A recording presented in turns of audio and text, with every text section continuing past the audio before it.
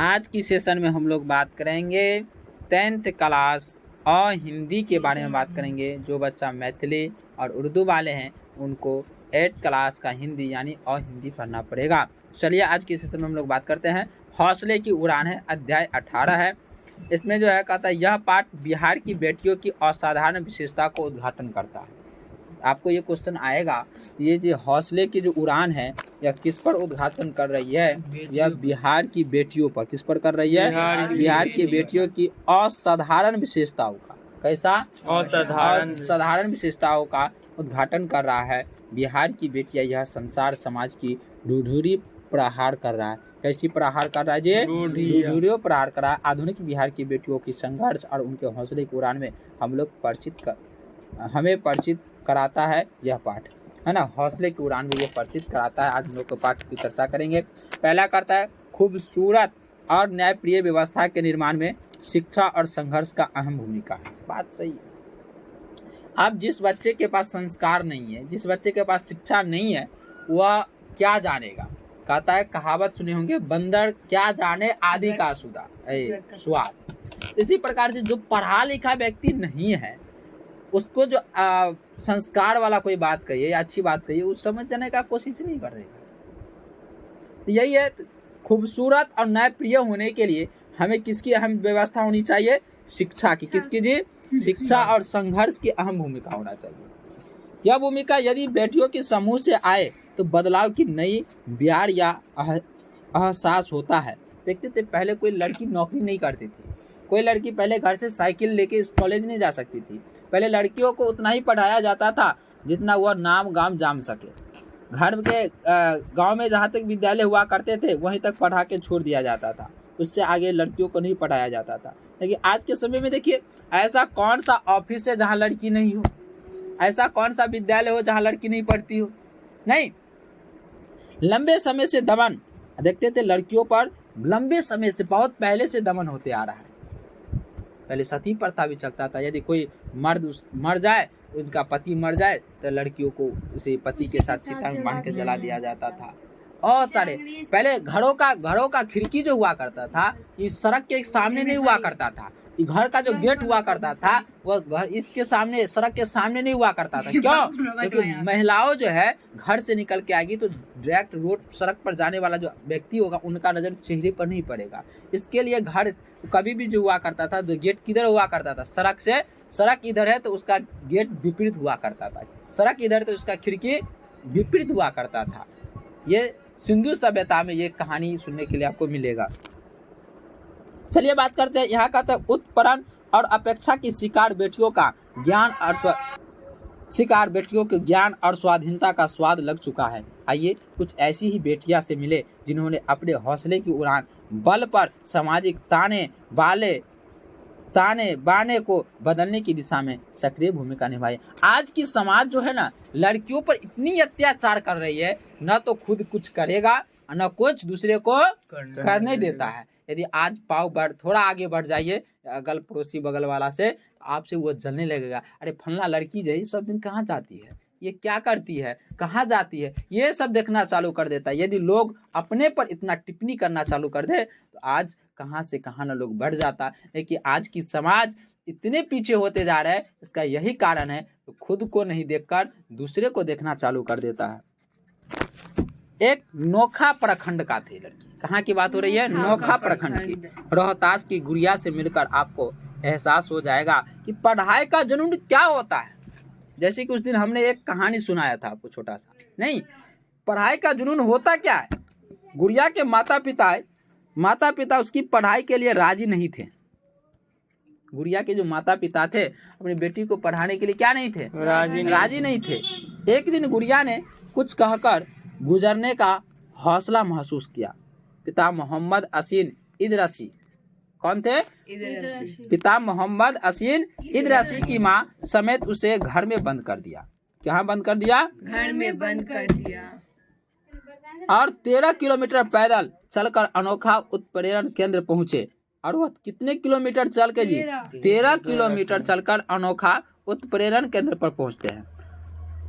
13 kilometre चलकर वह अनोखा उत्प्रेरण केंद्र पहुंच गई। वहां पहुंच उसने अपना नामांकन कराया। कौन कौन? गुड़िया। अपने माँ बाप को घर में क्या किया? बंद कर दिया। 13 किलोमीटर घर से दूर था। समझो कब की बात है।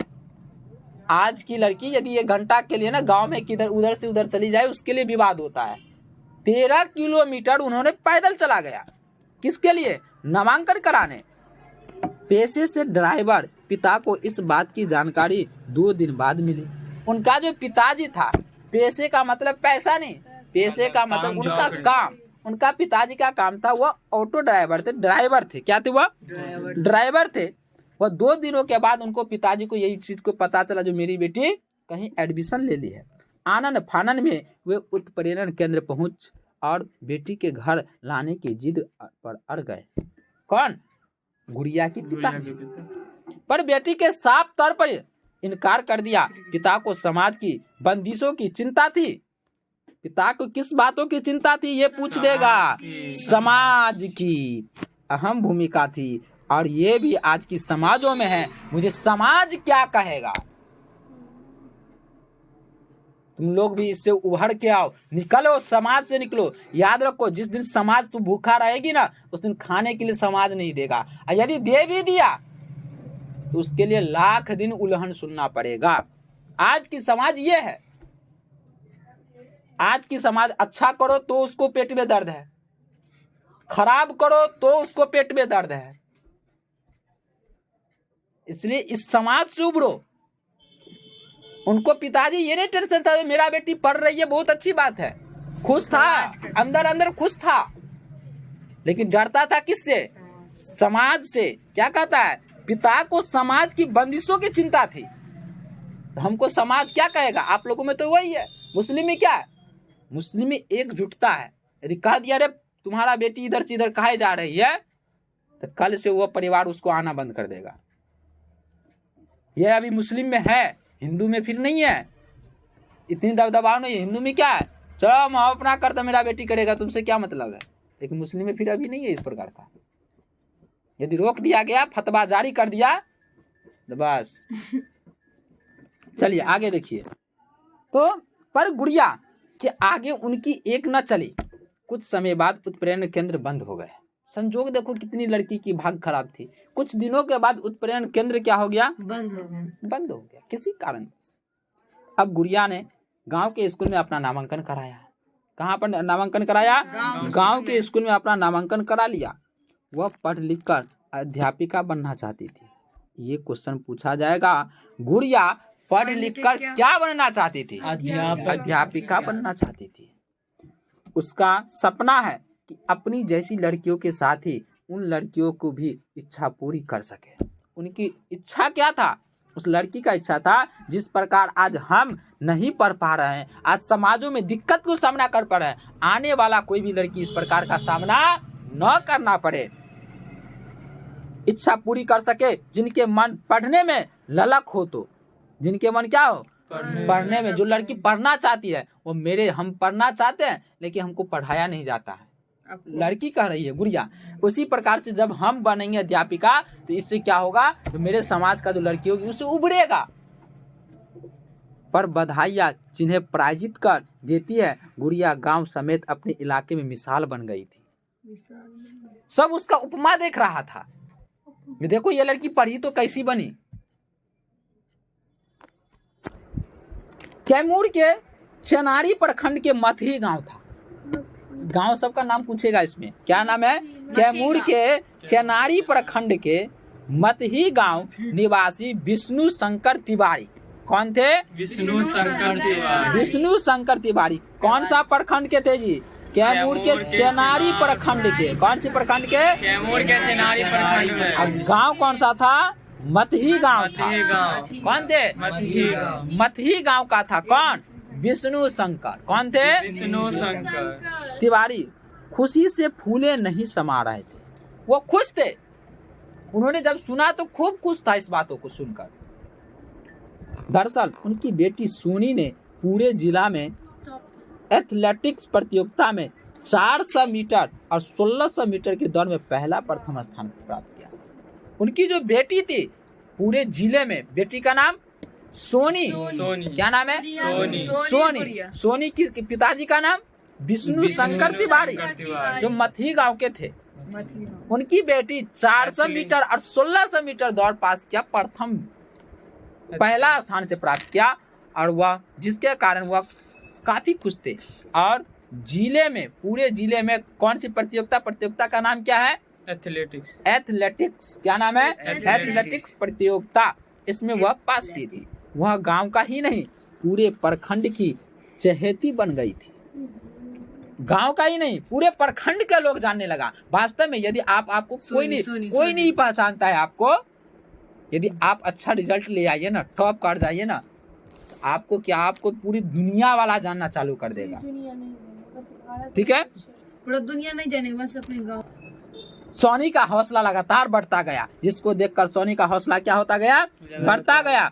राज्य स्तरीय एथलेटिक्स प्रतियोगिता प्रतिभागी बन जमालपुर गई। कहाँ पर गए? जमालपुर। मतलब वह एक बार तो जिला से खेले, आप लोग भी खेलते हैं, एक बार स्कूल में होता है, फिर प्रखंड स्तर पर हुआ, फिर जिला के स्तर पर हुआ, उसी प्रकार से हुआ रहा था। तो वहाँ पर भी एक बार तो जिला स्तर से खेले, इसके बाद वहाँ पर जीत गई, तो कहाँ? राज्य स्तरीय से खेला गया। जिसमें कहाँ पर गई थी राज्य स्तरीय से खेलने के लिए? जमालपुर में, जहाँ उसे पहला स्थान मिला। वहाँ पर भी क्या हुआ? पहला स्थान मिला। फिर उसने राष्ट्रीय स्तर खेला। राष्ट्रीय स्तर प्रतियोगिता में राज्य का प्रतिनिधित्व करते हुए चौथा स्थान प्राप्त किया। और जब वह राज्य में भी खेल लिया, तो वह राष्ट्र में जाकर खेलना चालू किया, और राष्ट्र में खेलना चालू किया तो कौन सा स्थान पर आया? चौथे स्थान प्राप्त किए। सोनी को विश्वास है कि एक दिन वह पूरे देश का भी प्रतिनिधित्व करेगी, देशवासियों की उम्मीद पर खरी उतरेगी। कदम अपने उम्र की बच्चियों से अलग है। कदम क्या है? अपने उम्र की बच्चियों से अलग है, और यही होना चाहिए। अपने गांव घर में जो लड़की कर रही है, उससे थोड़ा उभर के रहना चाहिए, अलग होना चाहिए। वह अध्ययन विरोधी पंक्तियों को खिलाफ तनकर खड़ी हो जाने की हौसला रखती थी। वो गांव में जो विरोध करने वाले थे ना, उसको विरोध वह खड़ा रहता था। और आप लोग तो जानवे करते, आप लोगों में कितना होता है विरोध करने वाला। फिर वह इसकी परवाह नहीं करती, सामने में फिर भी वह किसी का परवाह नहीं करती। वह क्या रहता है? खड़ा रहता है लड़ने के लिए। आदमी कितना खतरनाक है, आदमी कितना खतरनाक है। गणेशपुर मुसहरी प्राथमिक विद्यालय। कौन सा विद्यालय? गणेशपुर मुसहरी प्राथमिक विद्यालय, बख्तियारपुर प्रखंड। कौन सा प्रखंड की बात है? बख्तियारपुर प्रखंड में मुंगेर जिला निवासी। कहाँ के निवासी है? मुंगेर जिला निवासी का कदम नरेगा। क्या है? कदम नरेगा। कार्यस्थल के ठेकेदार के सामने बच्चे के जुलूस की नेत्री के रूप में तनकर खड़ी हो गई, है ना? जुलूस के नेत्री में क्या हो गया? वह तनकर खड़ी हो गई। उसने ठेकेदार के साफ तौर पर कहा, यदि कार्यस्थल पर हमारा स्कूल एक भी बच्चा या बच्ची काम करते दिखे तो हम आपका काम नहीं होने देंगे। क्या बोला? यदि मेरा स्कूल का एक भी बच्चा यदि कार्यरत में दिखाई दिया तो फिर आपका काम हम नहीं होने देंगे। कदम स्कूल के, कौन सा स्कूल के? कदम स्कूल के बाल संसद की प्रधानमंत्री। नहीं, स्कूल में देखते हैं बाल संसद, उप मुख्यमंत्री सब बना रहता है स्कूल में। नहीं, पिता जितेंद्र माझी।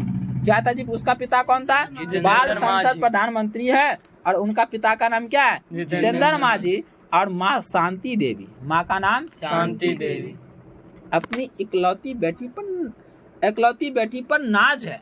मतलब बेटी एक ठू है और बेटू पर क्या जी? उसको नाज है। मेरी बेटी सब कुछ करेगी, क्यों नहीं कर सकती है? नाच अपने यहाँ पे था। कदम बड़ी होकर डॉक्टर बनना चाहती थी। कदम क्या करना चाहते थे? बड़ी होकर वो डॉक्टर बनना चाहती थी। और प्रधानमंत्री जो बनी है, कौन बनी है? वो कदम बनी हुई है। कौन बनी है? उनके पिता का नाम, कदम की पिता का नाम जितेंद्र माझी, और माता का नाम शांति देवी। और इकलौती बहन है, बेटी है, इस पर काफी नाज है। और वह कदम क्या बनना चाहती है आगे चलकर? डॉक्टर। क्या बनना चाहती है? डॉक्टर बनना चाहती है। और लोगों को दुख दर्द दूर करने में जज्बा रखती है। और लोगों को दुख दर्द को दूर करने में क्या रखती है? जज्बा रखती है। कौन रखती है? कदम। कौन रखती है जी? मथुरापुर। अब बात करते हैं मथुरा। देखो इसमें गांव का चर्चा आपने देखा, आपका क्वेश्चन गांव से अधिक आएगा, प्रखंड और गांव पूछा जाएगा, याद रखिएगा। मथुरापुर के कहतरवा में, मथुरापुर के जी कहतरवा पंचायत, मथुरापुर कहतरवा पंचायत में शिवहर के 94 वर्षीय, कहाँ के जी 94 मथुरापुर के कहतरवा पंचायत में शिवहर के, गांव का नाम शिवहर के 94 वर्षीय मोहम्मद अब्दुल रहमान खान। कौन थे? मोहम्मद अब्दुल रहमान खान, जिनका उम्र 94 वर्ष का था। कितना था? 94। किसका? अब्दुल मोहम्मद रहमान खान को अपनी पोती जैनब, अपनी पोती का क्या नाम है? जैनब खानब पर गर्व है। किस पर? अपने जो है पोती का नाम है जैनब खानब पर गर्व है। वे जैनब की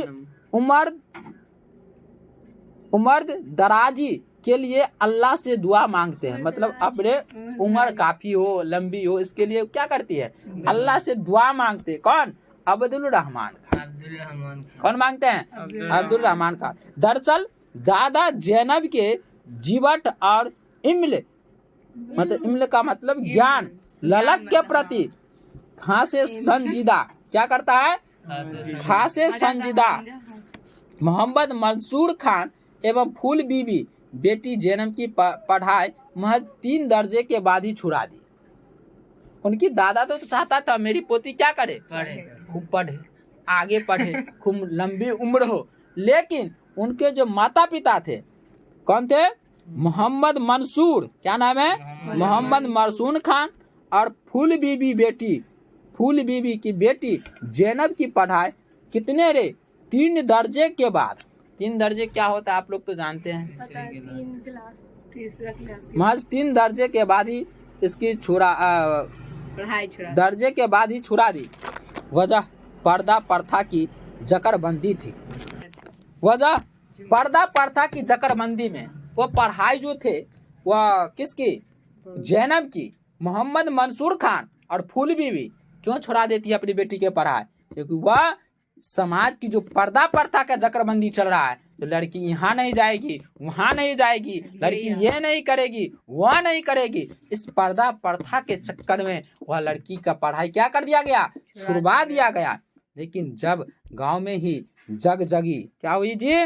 गांव में ही जगजगी केंद्र खुला। कौन सा केंद्र का नाम क्या खुला? जगजगी केंद्र खुला। तब एक बार फिर जैनब की ललक परवान पर चढ़ी। जैनब नाम की जो लड़की थी उसकी पढ़ने की बहुत फिक्र थी। वह लड़की फिर से जाके उसमें मार खाने के बावजूद, मार भी खाई पढ़ने के लिए, मार खाने के बावजूद वह तालीम शिक्षा के लिए स्कूल जाने लगी। मार खाने के बावजूद भी यह लड़की जो थी वह शिक्षा के लिए स्कूल जाने लगी। फिर जैनब पीछे मुड़कर देखने लगी। जैनब क्या करने लगे? तो फिर जैनब पीछे मुड़कर नहीं देखी। अब वह बीए में पढ़ रही है। किस में पढ़ रही है? बीए में पढ़ रही है। साथ ही लड़कियों को महिला शिक्षण केंद्र में शिक्षित भी कर रही है। और वह क्या कर रहे थे? वह महिला और लड़कियों को केंद्र में शिक्षित भी करा रही थी। कौन? जैनब। कौन करा रही थी? लड़कियों का आत्मरक्षा, लड़कियों का आत्मरक्षा प्रयासों में भी वह सहायक बनी। ब्लू बेल्ट प्राप्त जैनब आत्मरक्षात लड़कियों को कराटे का प्रशिक्षण भी दे रही है। किसकी? कराटे का। यदि कोई लड़का आपको, यदि या कोई व्यक्ति से आपको लगड़ झगड़ होती है तो आप वहां लड़ सके। आपने देखा कि कैसे दृढ़ शिक्षा शक्ति और बदलाव की इच्छा रखने वाली सामान्य बेटियों ने असाधारण काम किया और समाज के हौसले को बढ़ाया। बिहार की ये बेटियां आप सभी को आह्वान करती है,